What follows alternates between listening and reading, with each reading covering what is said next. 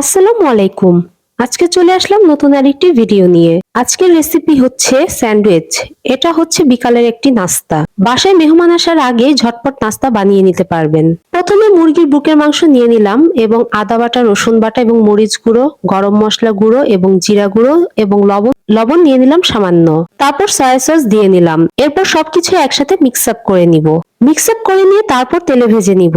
কিছুক্ষণ তেলে ভাজার পরে ঠান্ডা করার জন্য রেখে দিব।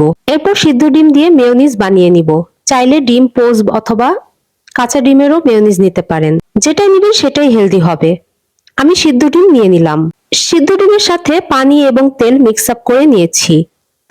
তারপর লবণ, গোলমরিচ গুঁড়ো এবং ব্যালেন্স করার জন্য চিনি নিয়ে নিয়েছি। তারপর সামান্য গুঁড়ো দুধ নিয়ে নিলাম। এখানে লিকুইড দুধ ব্যবহার করা যাবে না, গুঁড়ো দুধ দিতে হবে। লিকুইড দুধ দিলে বেশি পানি হয়ে যাবে, তাই গুঁড়ো দুধ দেওয়াই ভালো। তারপর সামান্য ভিনেগার দিতে হবে। ভিনেগার না থাকলে লেবুর রস দিতে পারেন। তারপর সব একসাথে মিক্স আপ করে ব্লেন্ডার করে নিতে হবে। দেখুন আমি ব্লেন্ডার করে নিয়েছি। ব্লেন্ডার করার পর কত সফট এবং জুসি হয়েছে। যাই হোক, মুরগিটা ঠান্ডা হয়ে আসলে তারপর হাত দিয়ে ছিঁড়ে কুচি কুচি করে নিব। এবার মিক্স আপ করার পালা।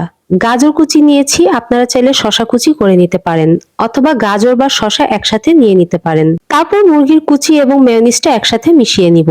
এবার পাউরুটি নিয়ে নিব এবং পাউরুটির সাইডে স্লাইস গুলি কেটে নিব। তারপর রুটির মাঝখানে মেয়োনিজটা দিয়ে দিব এবং ভালো মতো সেট করে নিব। তারপর মাঝখানে স্যান্ডউইচ কেটে নিব।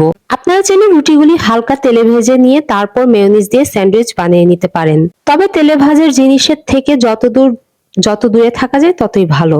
আমি জাস্ট পাউরুটির ভিতরে দিয়ে সেট করে নিয়েছি।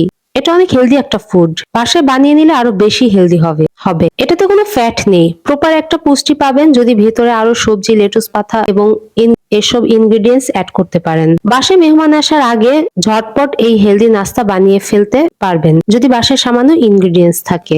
যাই হোক, তারপর সুন্দর করে সাজিয়ে সার্ভ করতে পারেন। আজকের জন্য এতটুকুই। নেক্সট আরো অন্য কোনো রেসিপি নিয়ে হাজির হব।